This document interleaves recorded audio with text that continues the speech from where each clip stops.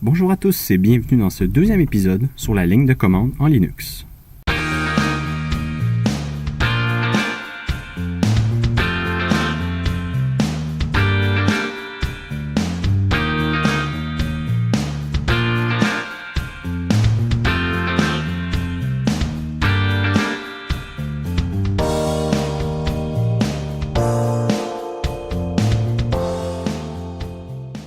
Dans cet épisode, j'aimerais approfondir la façon dont on liste nos fichiers.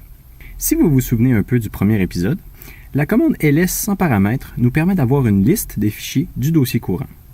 De plus, la commande ls-l nous permet d'avoir cette même liste, mais sous une présentation beaucoup plus détaillée.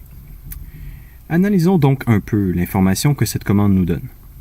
Partant de la gauche, le premier caractère nous indique s'il s'agit d'un dossier ou d'un fichier. D pour un dossier et tiret pour un fichier. Par la suite, les 9 caractères suivants indiquent les permissions des différents utilisateurs sur le fichier ou dossier. Ici, R signifie read ou lecture. W signifie write ou écriture. X signifie execution ou exécution. Et tiret signifie que la permission n'est pas accordée.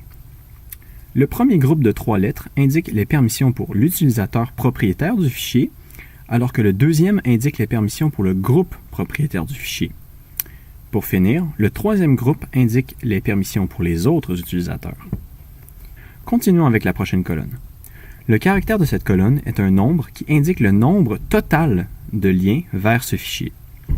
Ici, un lien est un fichier ou un dossier contenu dans le dossier listé.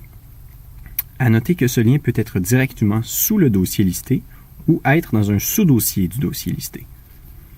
Ensuite, les 2 prochaines colonnes indiquent le nom ainsi que le groupe propriétaire du fichier. Ensuite, la prochaine colonne indique la taille du fichier en octets. Si vous voulez voir la taille du fichier de manière plus lisible, ajoutez l'argument h à la commande ls-l. Par la suite, les 3 prochaines colonnes indiquent la date et l'heure de la dernière modification. Et pour finir, la dernière colonne nous indique le nom du fichier.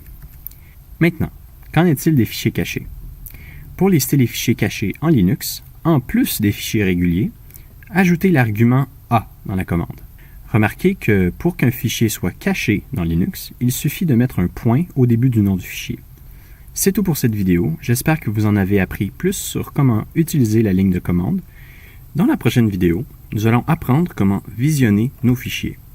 N'hésitez pas à laisser des commentaires pour m'indiquer ce que vous aimeriez voir dans les prochaines vidéos. Merci de votre attention et à la prochaine vidéo.